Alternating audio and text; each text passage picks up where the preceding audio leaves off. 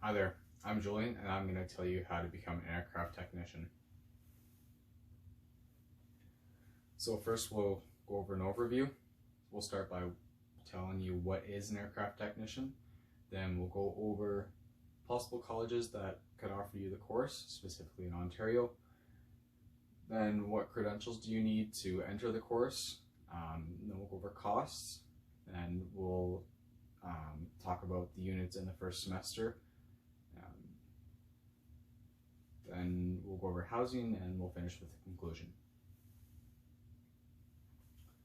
So the job description. In a day, an aircraft technician is pretty simple. Most of the time you'll be going over routine maintenance and cleaning of the aircraft. You'll also work on different types of aircrafts. So a lot of people think that aircraft technician is just for planes, but it's also for jets and helicopters and Chinooks and stuff like that. You also have to do troubleshooting and diagnostic work in the field. So if you own a private business or a private airstrip and a person comes in with their plane asking you, hey, my plane's broken, can you fix it? You'll have to figure out what's wrong with the plane and how you're going to fix it.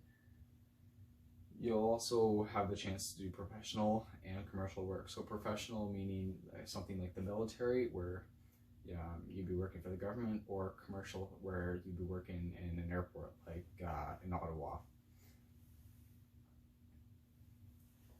Possible colleges staying in Ontario just to keep the cost at a minimum would be Candor, which is the college I'll be talking about in this presentation. There's also Centennial, Confederation, Mohawk, Sault or Salut, I'm not sure how they pronounce it, and Fanshawe. So requirements for the application: you'll need your grade 12 math, college or university, doesn't matter, and also grade 12 English. Those are the requirements. They also recommend a grade 12 physics class. This just helps with the general understanding of the course. If you've ever noticed, when somebody gives you instructions to do a certain task, they'll often tell you why you're doing it or how this affects the final product. This can help with association to certain tasks in the job, making everything a little bit easier, a little bit clearer. It's also a good idea to have a good sense of hand-eye coordination, since you'll be working with your hands every single day, and also a basic understanding of tools and what they work, and how to use them and what they do. So costs and fees.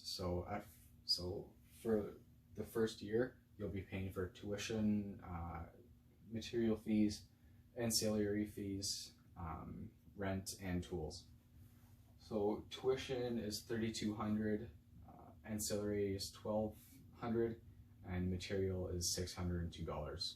Material cost would cover the things that they supply to you, the trainee at school. So for example, tools that would be too big, so heavy machinery like jacks or lifts, or possibly like something like a welder or grinders, or if let's say they brought in an old turbine engine that was broken and they asked you to find the problem with it and how you go about fixing it. They have to buy that engine off somebody, so that's what that material fee goes towards. So in total, it would be $5,043.09.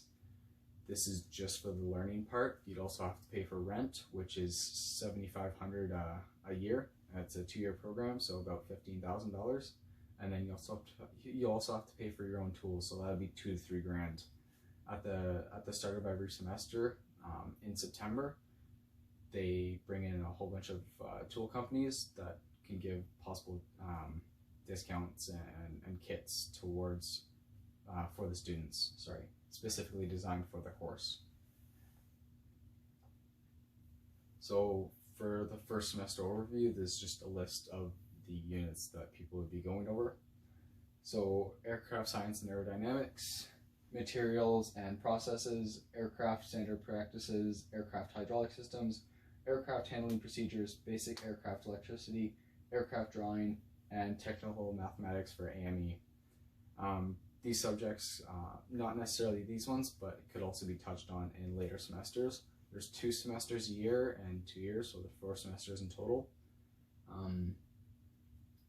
Like I said, subjects can be touched on twice. So, for example, you might have aircraft standard practices 1 and 2, and then later in semester number 4, you could have aircraft handling procedures 4 or something like that. Housing is pretty good in Candor. Right here, there's an example of the 2-bedroom. So everybody gets their own bedroom.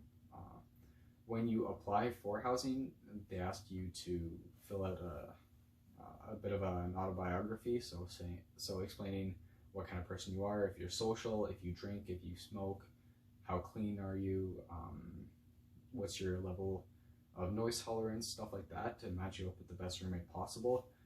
Since you might be living with this person for a couple of years, they want to make the best match possible, so you're not constantly fighting with your roommate, which would make for a really bad experience.